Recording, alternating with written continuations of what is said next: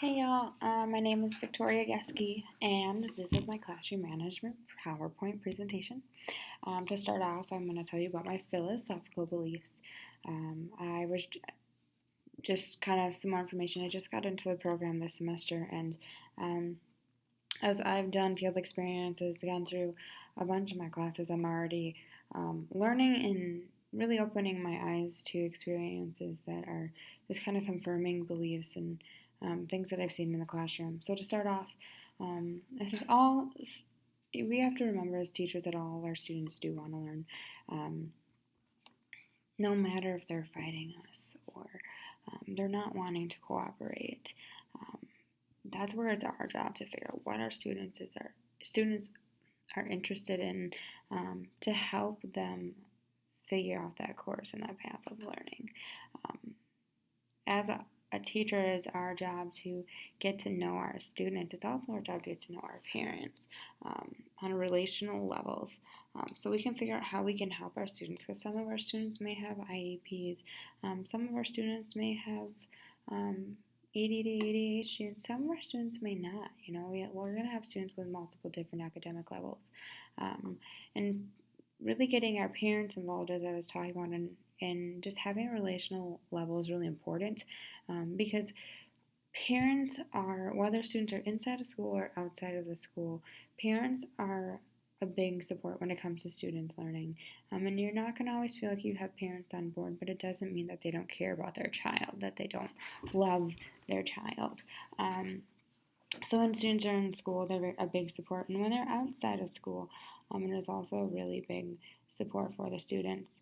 We need to continue to be learning as teachers for our students. We need to continue to find informational texts and keep updating ourselves on that. We also need to continue updating ourselves on technology, because this world is rapidly changing, and the students that we're going to have come in are going to be students learning from technology from the time that they're infants on. So we need to meet their needs, as hard as it may be. I also believe, and I was taught this from Dr. A, that fair does not always mean that everyone gets the same treatment. You're going to have students that are going to need more help in some areas than others. And I also believe we need to teach our students about diversity, whether it's ethnic diversity, academic diversity, etc. We need to teach our students that we're all different. We're all unique in very different ways. And a huge part is we want our students to have fun. We need to be outgoing. We need to be engaging. It's our job to make school fun and engaging for our students, and which will really get them to want to learn and show that want. I mean, like I said before, they want to learn. We just have to find their needs.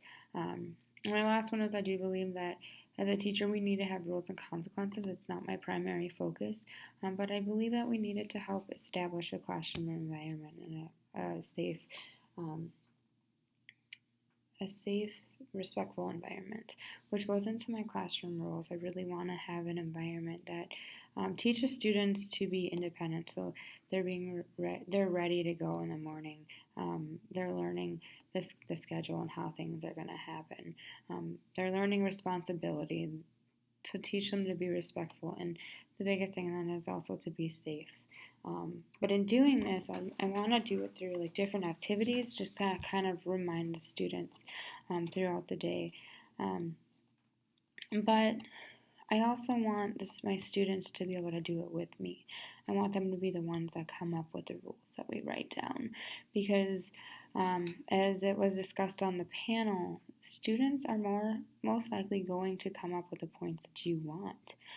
So just bring it up in different ways. But also by bringing students in, you'll have a more engaging classroom. You'll have a more cooperative classroom.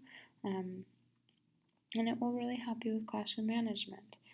Following those rules and doing it with students, I want to make sure the students sign the back of it, so that when we do need to refer to it, we can say, hey, remember you agreed to this.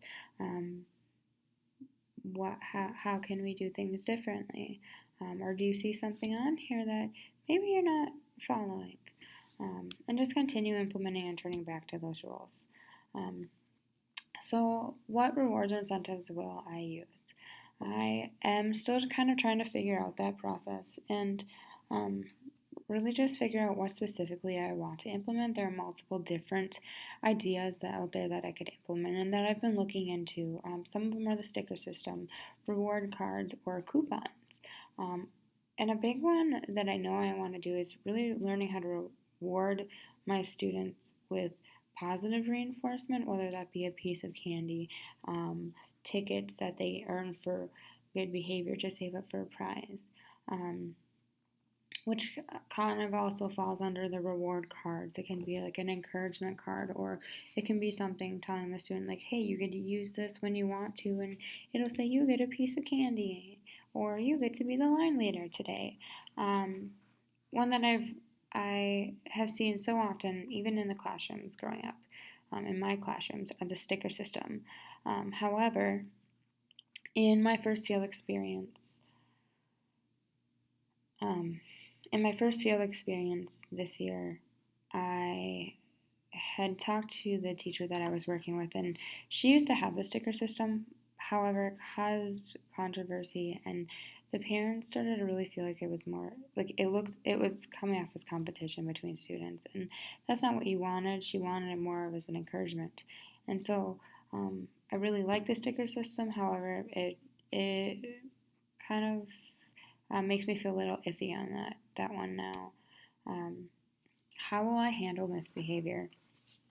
The biggest thing I think about handling misbehavior is we need to always, always, always stay calm and stay calm in a very collective manner, because if we get out of control, if students can tell that we are about to lose it, they're going to lose it.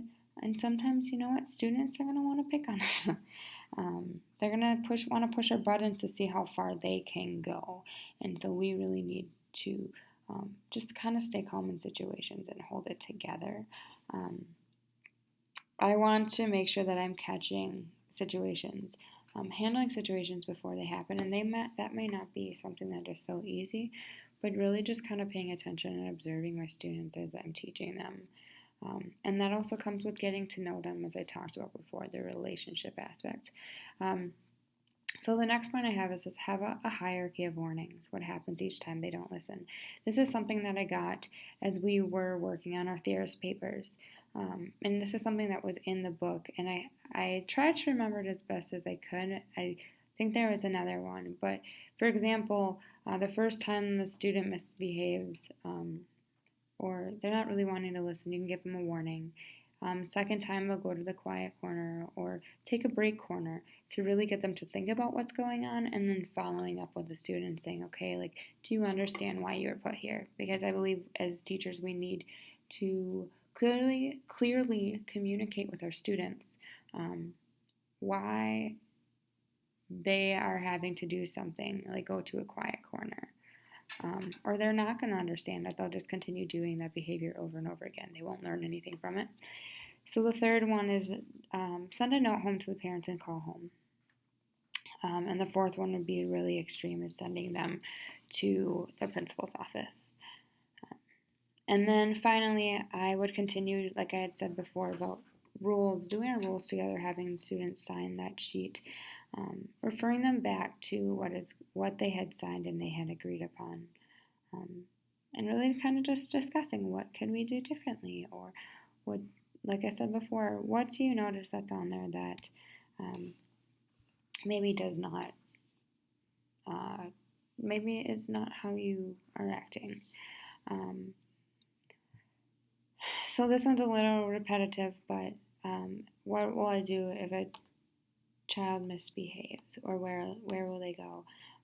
That I want to refer back to the hierarchy method again and those steps, because it really does depend. It also does depend on what is the level of behavior, how much is the student doing it, which will determine the course of action reacted towards it. So, for example, I may send a student to the quiet corner. I may give them a warning. They may get a call home, or they'll go to the principal's office, which we don't want that to happen, but it may. What is your communication plan with parents?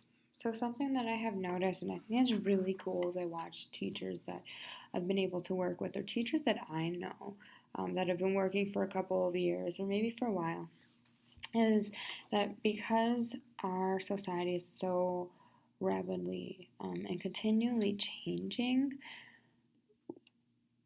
our technology is changing. We need to keep up with that. We need to keep up with our society because we're going to have parents who are beneath us, who are younger than us, who that is how they learned.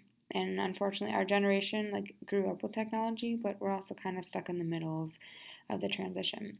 So some things that I would like to do to help communicate with parents are have a Facebook page that shows parents what their children are doing, how they're learning, um, and really allows them to engage and hopefully engages them more into wanting to know what's going on at school. Second, I would send out a weekly Friday take home letter for the parents to know, okay, this is what happened this week, this is what we're going to be doing next week, just to kind of keep them updated on a review, what's happening, and a preview. Um, Teacher parent conferences, of course, working with students, IEPs, and parents to get to know what will best help the students. Communication, I believe, is key. And like my last point says, communicate and get to know the parents as much as you are building relationships to get to know the kids. They may not be the ones you're teaching, but they are a part of that student's life, and we all have different experiences. Communication is key, and communication is how we are going to be able to figure out as teachers to get to know the families we're working with. And we want parents who are happy with communication. We don't want parents who are getting upset because they're not being able to learn what's going on with their students in school. Okay, what social skills and routines will you teach during the first day of school? So some of these are things that I have learned as I have done my field experience. Some of these things that I have listed here, one of them goes back to what I experienced as a child. And another one, Guided Discovery and Independence, that ties into the article. So morning routine, I think, is great. It is a great way for students to really get to know each other. And it's a great time to it's kind of let children know let your students know what's going to be going on that day so they can prepare, to give them agenda. It's a great time to do math, do spelling as you're doing the weather and teaching them what a calendar is, how that works. I believe we can provide other activities into that possibly too. I think as teachers right away we need to really establish our rules and consequences, as I have already mentioned before. And we need to establish when more kids are doing activities throughout the day. We need to keep directing students back to that. Within the rules and consequences, something that I had seen in schools that I really have liked is the Fill My Bucket. It really teaches kids within that rules and consequences of having a respectful environment, having a safe environment, that how are we making our friends, how are we making our teachers, our peers feel safe? We don't want to tear people down. And I really love this because it adds on to that positive learning environment.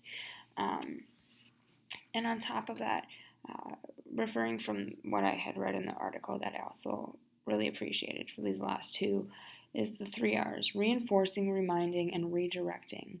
I really love how what I got from the article is that it taught kids to have accountability and respect in the classroom for the things that they were working with for their student peers, etc.